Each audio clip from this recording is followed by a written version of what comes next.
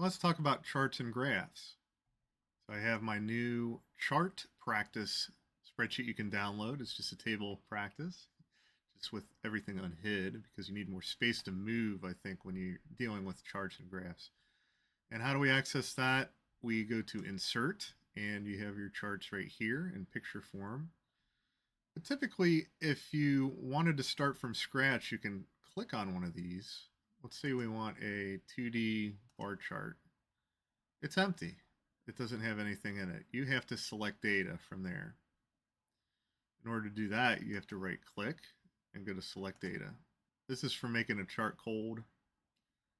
I would have to highlight everything I want and whittle it down from there. Don't recommend doing that. What we want to do is highlight what is relevant. So I want to highlight item, available, cost. So these are the things I want to display on my bar chart. And from there, I can go to Insert, the drop down, and the clustered column is right there. Of course, they're not on the same scale, so the problem becomes these orange bars are teeny tiny as they represent the price, where you can see a tooltip. A tooltip is when you hover over something, it gives you a little box. That's the cost point for batteries, and this is the amount available. And if you want to change the elements of this quickly, you can go to the plus sign over here while you have the chart clicked on. And that allows you to add access titles, for example. This being number, this being items. So let's just type right in there. You have to double click numbers.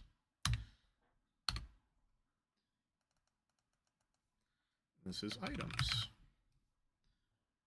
When you do that, it gives you different chart options in this area here. If you want to fill it with a color or do a fancy border. I'm not going to get into all the details about charts and graphs.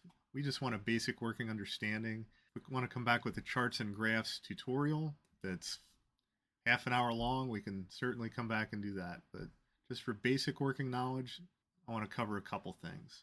So one thing I find helpful is under chart options, if I go to this size and properties, go to properties. If you notice when I add rows, for example, I'm going to insert blank rows, it shifted this down. Maybe I don't want this to move all over the place. Maybe I want it to stay put. In order to do that, again, go back to this one, you can choose don't move or size with cells.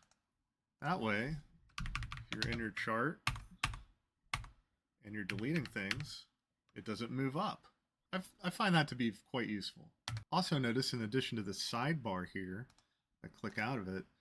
When I click on this, I get two new things to choose from up here. Chart design and format.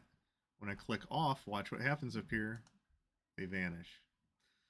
So sometimes you have to click on an object in order to get additional options from Excel. So chart design, here we have different styles we can choose from. Same with the paintbrush down here. We have some pre-programmed things you can use. If you want to get rid of available and just show cost, you can apply.